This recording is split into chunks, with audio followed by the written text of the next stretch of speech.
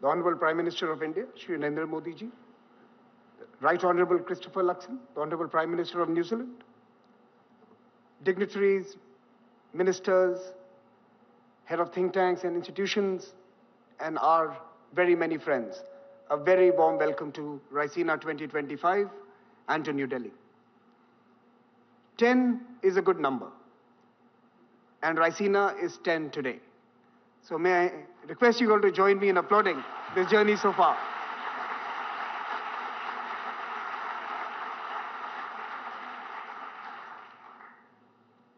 We are not planning to slow down. The Conference on Geopolitics and Geoeconomics that we started 10 years ago now has audiences and stakeholders worldwide. It is incubating ideas and partnerships that will help shape a future order that is definitely but struggling to emerge. Rabindranath Tagore once hoped our minds would be led forward into ever-widening thought and action. Raisina has opened up those horizons for many of us. Helping in this journey is not just this flagship conference in New Delhi, which this year will see a participation of 4,000 stakeholders from across the world, from 131 countries. But Raisina now also has forums in the United States, Australia, Japan, and the UAE. This year, the Honorable Prime Minister, during his visit to France, also announced the launch of the Raisina Mediterranean, which we will host in Marseille. We have broadened our audience in other ways as well. Our Young Fellows program has been running for 15 years. In fact, it predates the dialogue. Our alumni, we have counted 2,500 so far in 130 countries, are helping change the world through leadership positions in government, business, media, and civil society. At our Raisina Forum for the Future of Diplomacy, early career diplomats gather to build the bridges needed in this complex new era. We have now 200 of these early career diplomats. Raisina Platforms also introduces young scholars to the important policy debates of our time. This year, our Global Student Challenge has assembled teams from 60 top-rated universities and schools across the world. And our Raisina Hackathons saw the participation of 2,500 young people from 90 higher education institutions in Indian cities. The 10th edition of the Raisina Dialogue is as much an occasion for looking ahead as it is for reflecting on the road traveled. Our theme this year, Kala Chakra, the Wheel of Time, reflects this circularity of the past, present, and future that is always evolving. Time is eternal, change is constant, even as politics shifts directions. The motive force propelling Raisina 2025 are the well-being of people, the quest for peace, and the stewardship of our planet. These are the pressing priorities facing our humanity, and they are also the culmination of the dialogues, years of discussion so far. In 2016, we set out to connect Asia with itself and with the world. In doing so, we took the task of understanding multilateralism in a multipolar world. That vital project has engaged us ever since. 2020 changed our societies and our nations forever. Our attention turned to the dynamics of a viral world, a world of viruses and vaccines, of expansionist and revisionist powers, and of information and news that fed our biases. Yet, some geographies remained a beacon of hope. In particular, India's G20 presidency was a lighthouse in the tempest. And last year, we sat down and devised new strategies and frameworks to engage a brave new post-pandemic world. These are many threads that the Raisina Dialogue 2025 weaves together for you. Kala Chakra, people, peace, and planet, the proposition that brings us here today. Our Prime Minister has invested in these through his decisions and actions. The US and European leadership has expressed the same desire. Many number of leaders from the Global South also expect the same from the frameworks that we so design. When we all seek the same end, why are we so far apart? Let us bridge the distance here in New Delhi at the Raisina Dialogue. Conversations are the first step towards peace, progress, and prosperity. However hard the circumstances, we cannot allow dialogue to die. We must shun the culture of cancelling each other. We must listen and we must work constructively towards lasting solutions. But as a conference organizer, let me just tell you, there are more demands for speaking roles than there are for sitting in the audience. Prime Minister Narendra Modi ji, sitting before us, has demonstrated the power of listening. Since 2017, he has attended the Raisina dialogue every year and spoken only once, setting a personal example about the importance of listening, absorbing, and understanding. His tireless efforts to promote dialogue on the world stage are also an inspiration.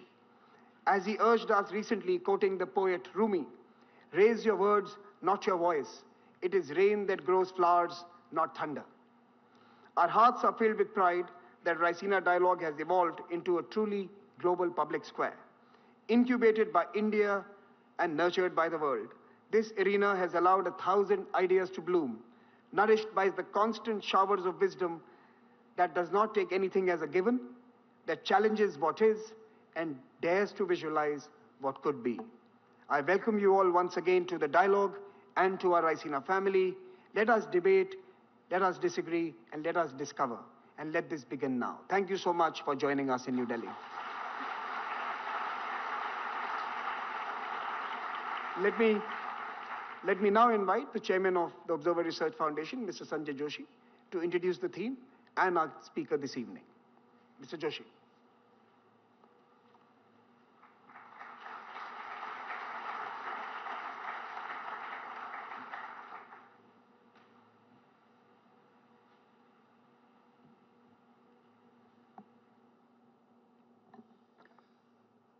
A very good evening to our distinguished guests, Honorable Prime Minister of India, Shri Narendra Modi ji, our guest of honor, Excellency Christopher Luxon, Prime Minister of New Zealand, Honorable External Affairs Minister, Shri Jaishankar, our partners from the Ministry of External Affairs and all the other ministers, admirals, generals, speakers and delegates, and the audience which is gathered here, distinguished members, many of whom are also joining online. Welcome to Raisina 2025.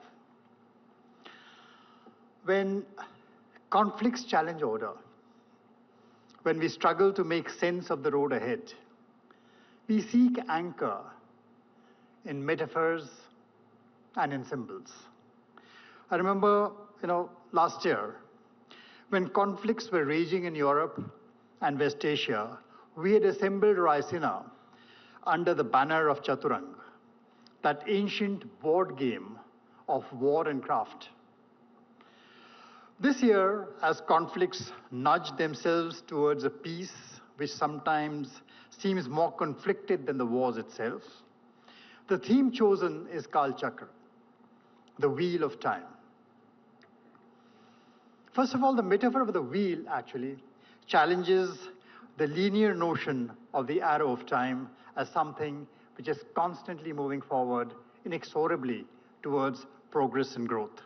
The chakra, gives no such false assurances. The unending progress of any civilization, of any nation or race, or manifest destiny of anyone is not guaranteed by any cosmic order. We repeat mistakes, our best intents lead to consequences we never intended, and order frequently does descend into chaos. The chakra actually signifies a motion which is far more complex than the circular monotony of a wheel.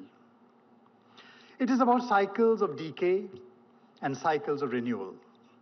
It is about the dance of the planets, which is set in motion by a balance of mutually opposite forces. There's a centrifugal force that left to itself can cause the dance of the stars to unravel. They can just be flung out of course. And opposing it is a centripetal force always recentering things, pulling things towards the center. Should that centripetal force run riot, the system starts imploding,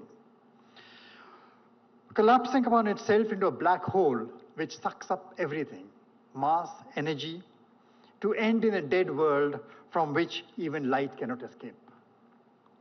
At one extreme of the spinning vortex of time is a fragmenting order, which is called the mandal, the fragmenting pattern, tearing apart the cohesion of societies, disrupting the environmental balance, hyper-individualism, ecological collapse, dissipating into a world of entropic decay. At the other end lies a collapse bundle, the collapse pattern, overly rigid, homogenized, a world of authoritarianism and ecological monocultures, where over-integration stifles innovation, and instead of change and evolution, even time freezes unmoving. So central to this whole idea of Kalchakra, which is a theme of this conference, is the idea of impermanence. No state, thankfully, lasts forever, for each contains the seed of its opposite. That makes it not just a non-linear system, it also makes it a non-binary system. A non-binary system cannot be understood in very mechanistic, dualistic terms. It cannot be understood in terms of black and white. There's too much color in it. Because to do that is to lose nuance, to be unable to understand the nature of complexity and be defeated by complexity. So Vasudeva Kutumbakam, which our Prime Minister keeps on urging, is that ideal in the cosmic order, one that is offered as an all-encompassing guide for a world that is impermanent, interdependent, and infinitely interconnected. In truth, everything around us, is this dance of Kal, time, and Mandal, which is order. And that fundamentally challenges humans. Remember, in Buddhism, ultimately, this calibration between the two is not defined as a goal. It is defined as a practice. It is something which must be kept on constantly. It is not an endpoint. And to do that, it challenges conscious humans, thinking humans, to engage through thought and through action to practice bringing that order back together again, that balance back together again. So we meet to celebrate a decade of Raisina in 2025, to examine precisely that world of thought and action, which helps us recognize that every movement, whether tightening into unity or fraying into disorder, also contains the seed of its opposite. In the final analysis, in the Kalchakra, neither order nor chaos are endpoints. They're merely transitory phases which demand recalibration. And recalibration is a time for sometimes difficult and unconventional decisions. So at ORF, we extend our welcome and best wishes to everyone here for 3 days of the most thought-provoking conversations. And I'm delighted this year to present His Excellency Christopher Luxon, the Prime Minister of New Zealand. Sir, Kalchakra is about change. And as a corporate leader, you have led change. You transformed Air New Zealand into one of the world's most successful and respected carriers. Then you've entered politics to try and do much the same for your great country. We have brought, you bring that pragmatic approach to international trade, technology partnerships, and defense cooperation that is helping New Zealand deepen ties across the world, and especially to countries like India and countries situated in the Indo-Pacific. With that, may I invite you, sir, to join us here and give us the benefit of your vast wisdom and experience. Thank you, sir.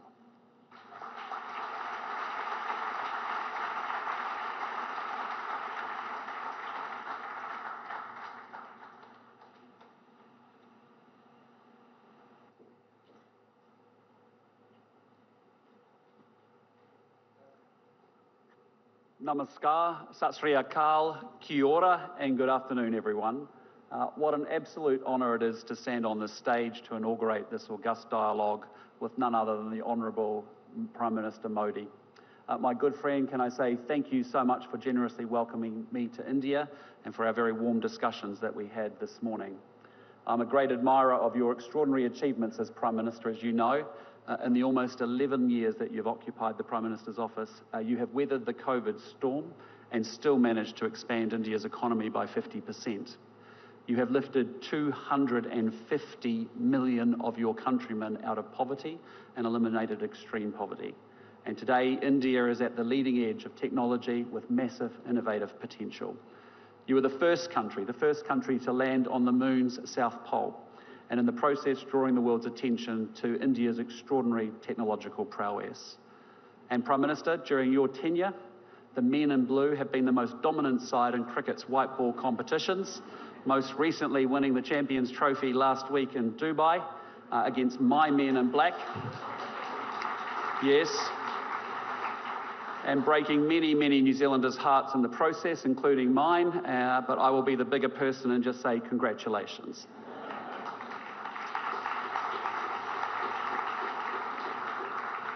Among this catalogue of achievements is the reason that we gather today, the Raisina Dialogue, a forum that provides a moment every year for thought leaders from across the world to focus their collective minds on the contemporary strategic challenges being navigated right here in the Indian Ocean.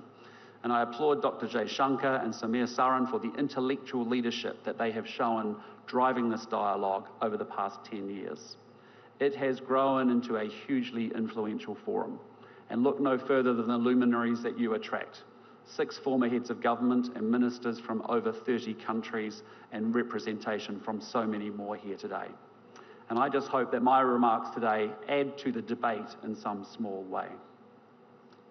Ladies and gentlemen, it is more than 200 years since Indians and New Zealanders began living side by side.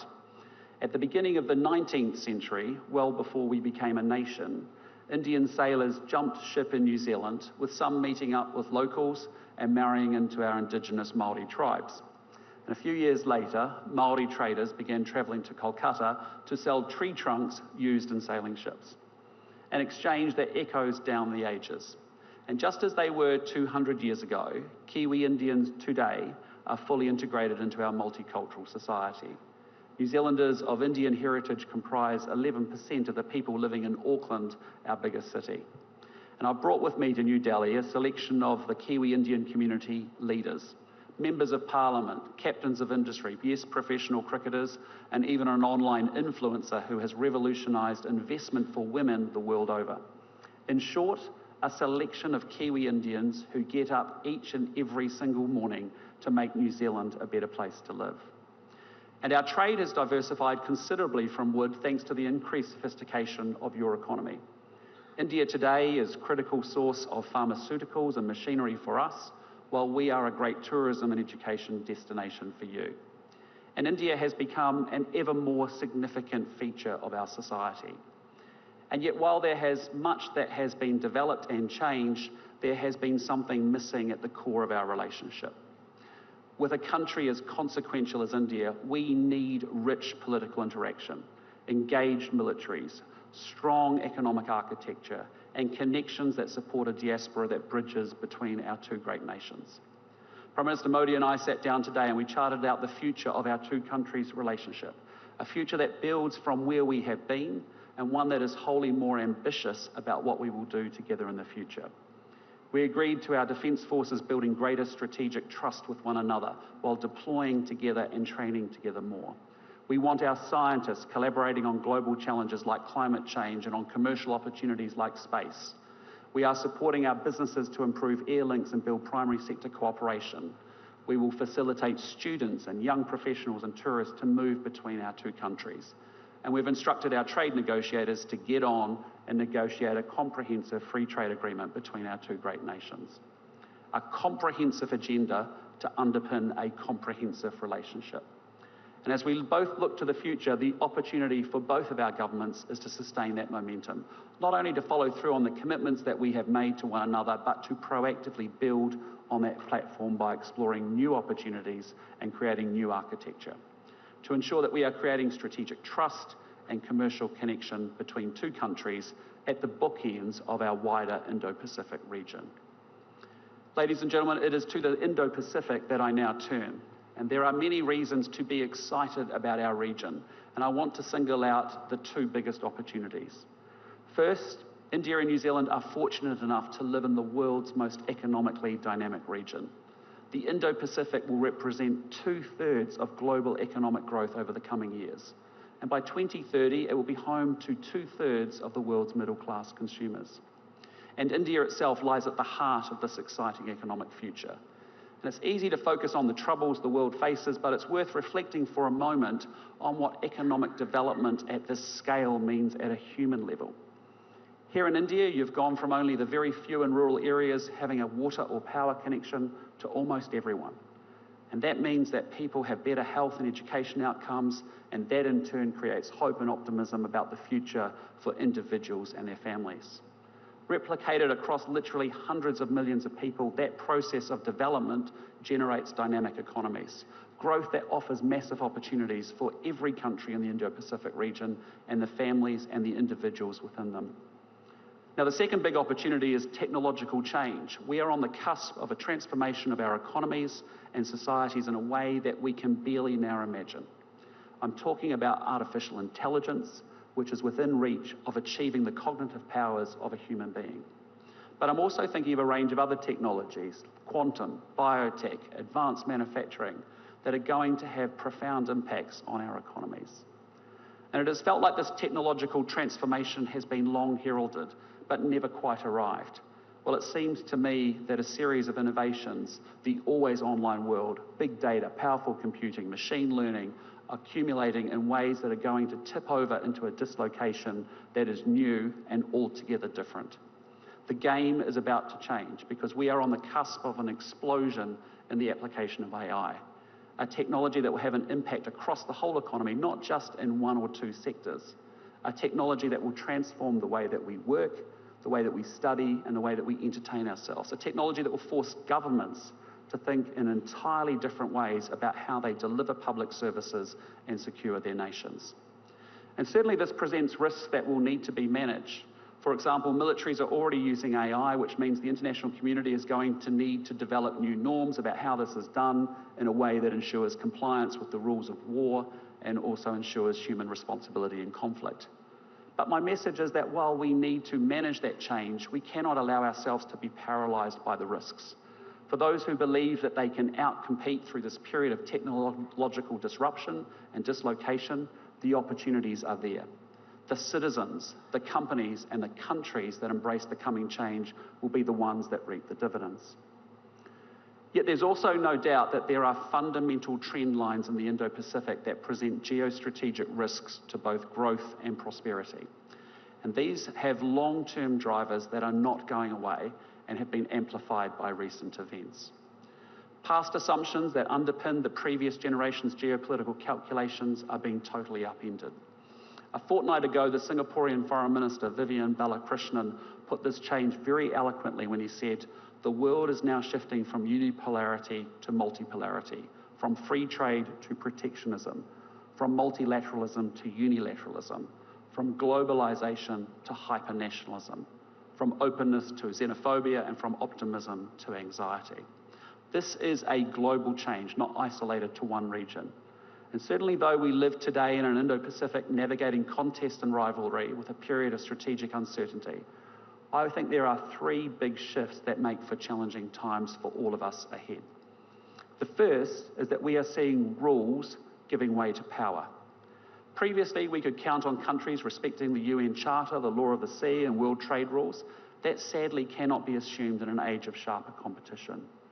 And instead, we risk dangerous miscalculation at flashpoints, and these range from the militarization of disputed reefs to dangerous air movements, from land border incursions to breakout nuclear capabilities. And of course, it's not just flashpoints, but a slow shift in Indo-Pacific realities that change calculations. Recent demonstrations of naval force near New Zealand's maritime surrounds, for example, sent a signal that alarmed many of my fellow citizens. Second, we are witnessing a shift from economics to security.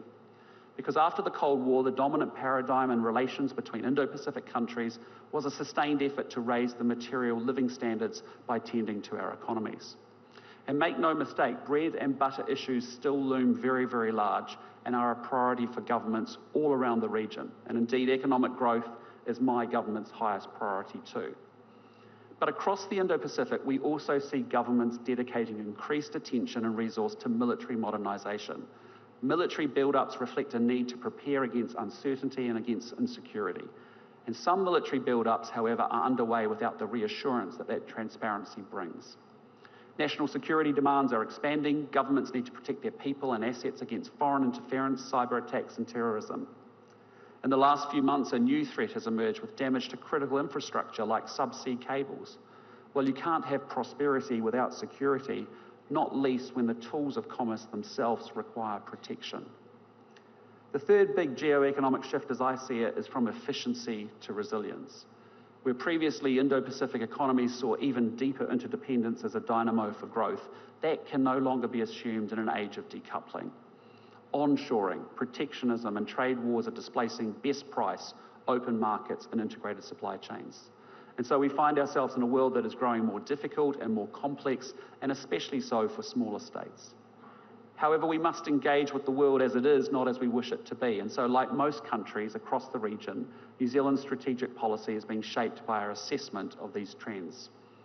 We have agency to shape the Indo-Pacific that we all want, but we must do so with energy and with urgency. Ladies and gentlemen, as New Zealand looks to protect and advance our interests in the Indo-Pacific, we can only do so alongside partners like India that have a significant role to play in the Indo-Pacific region. In an increasingly multipolar world, India's size and geostrategic heft gives you autonomy. At the same time, your democratic partners in the Indo-Pacific offer you a force multiplier for our convergent interests. For at a time when democracy is in decline with less than half the world's adults electing their leaders, it truly is an inspiration that 650 million Indians turned out to vote last year in the largest election in history. Your national election is a triumph of logistics, but it's also a triumph of legitimacy. An election that means your leaders serve their people rather than your people serving their leaders. Now, I don't advocate arbitrary divisions between democracies and autocracies, and just because we are democracies, we won't always see eye to eye. Nonetheless, there's truth in the fact that our democratic governance means that we share a belief in the freedom to choose, giving everyone a voice and respect for the rules. Our interests increasingly converge around seeing three ideas as an aligned set of organising principles for our Indo-Pacific region.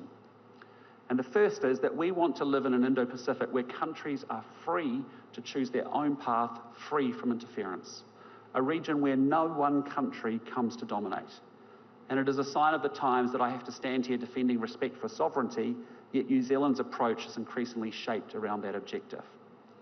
Just on Saturday, I joined a call led by Prime Minister Starmer focused on what more those contributing to Ukraine's defence can do to support a just and lasting peace, to help a country whose sovereignty and territorial integrity has been so flagrantly attacked. And in my own home region, our fellow Pacific neighbours are navigating geostrategic dynamics that are their sharpest in nearly 80 years. And in a deeply contested world, Pacific partners are being asked to make choices that may undermine their national sovereignty. They risk falling into over-indebtedness. They must make choices about dual-use infrastructure, and they face pressure to enter new security arrangements. New Zealand invests in working alongside Pacific countries to boost their capacity to make independent choices free from interference. Yet size alone cannot inoculate a country from these dynamics. Building strong and diversified relationships is the key to mitigating the risk of dependence on a few. And that is why my government is investing in our key relationships, from traditional partners to thickening and deepening our relationships across Southeast Asia, and in a serious way with India too. And we have a responsibility to invest in our own security as a down payment on our future ability to choose our own path. And that is why New Zealand will be scaling up and doing more to support our own defence. We plan to better resource and equip our defence force to ensure that we can continue to defend our interests, whether in our near region, in our alliance with Australia, or in support of collective security efforts with partners like India.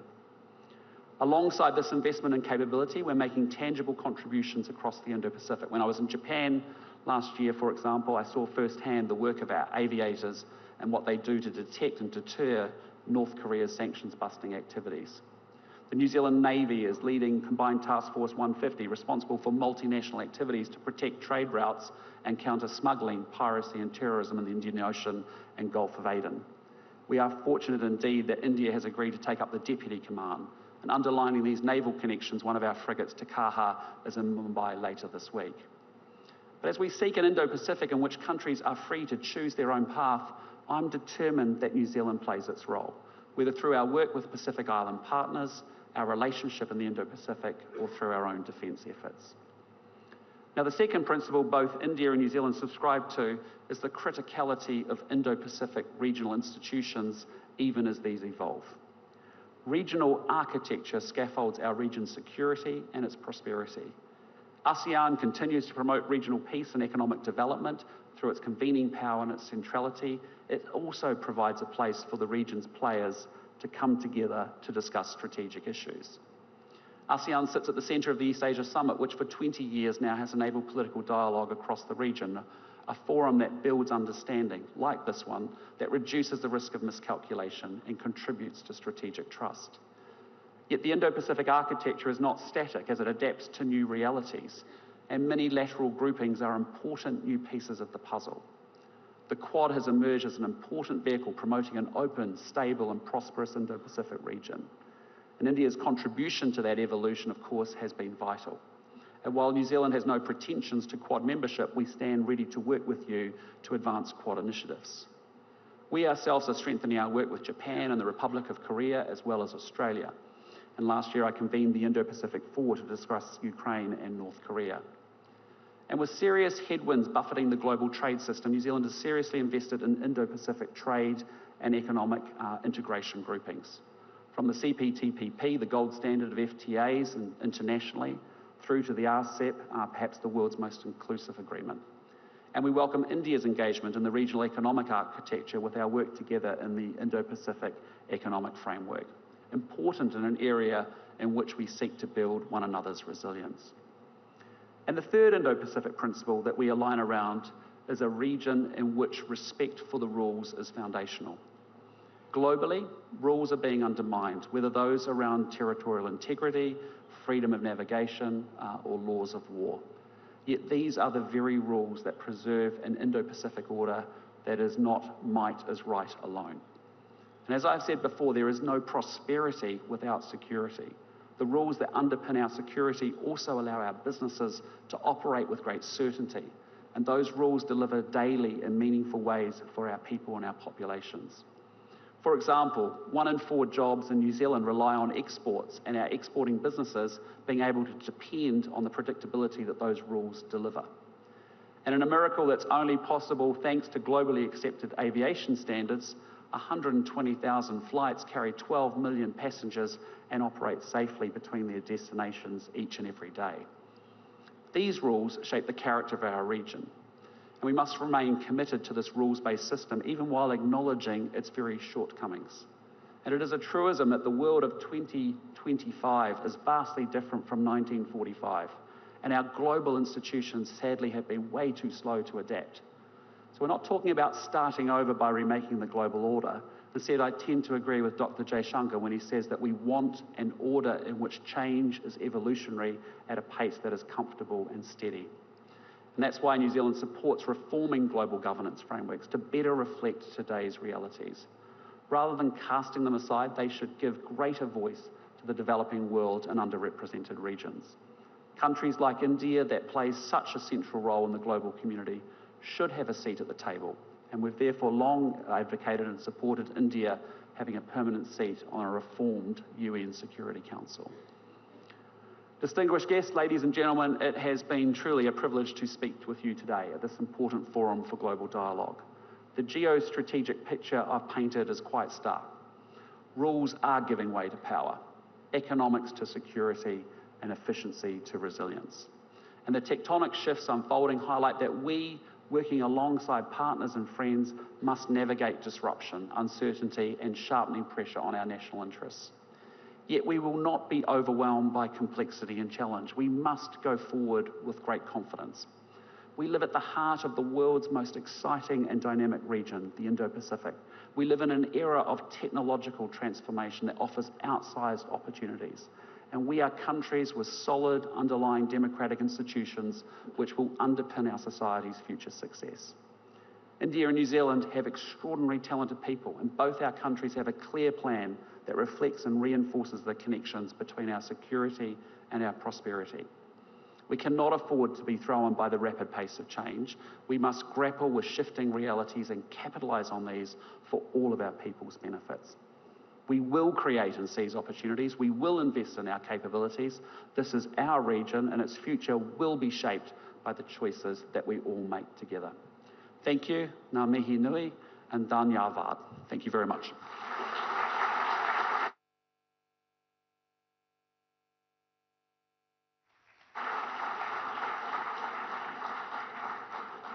Thank you so much, Prime Minister, and a special thank you for not reminding us of the Test match series in October last year. With that, let me now request Dr. Jaishankar, the Foreign Minister of India, to deliver the vote of thanks.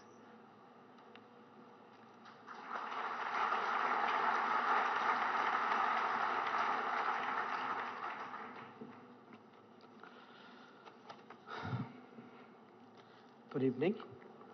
It's my privilege to deliver the vote of thanks that will conclude the Raisina Dialogue's inauguration this evening. First, let me thank the chief guest, Prime Minister the Right Honourable Christopher Luxon of New Zealand. As all of you can see, he not only has considerable knowledge of India, but a real commitment to advance our ties. His perspectives on the Indo-Pacific are particularly valuable at a time when the world is debating the nature of the global order.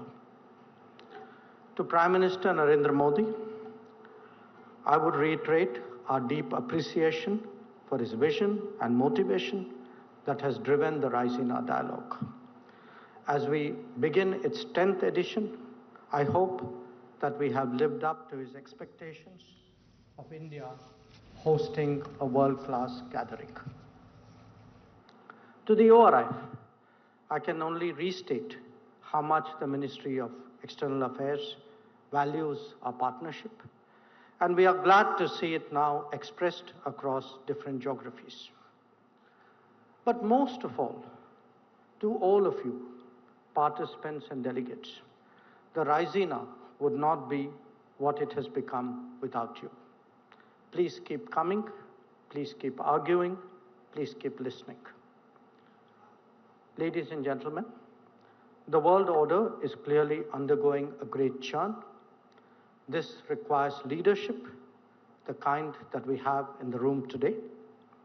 It requires systems to think differently, not simply falling back on old assumptions to deal with new situations. And it requires honest conversations, fresh ideas, and creative solutions. The value proposition that Raisina offers in that regard is higher than ever. So I know I speak for all of you in saying, let the dialogue begin. Thank you.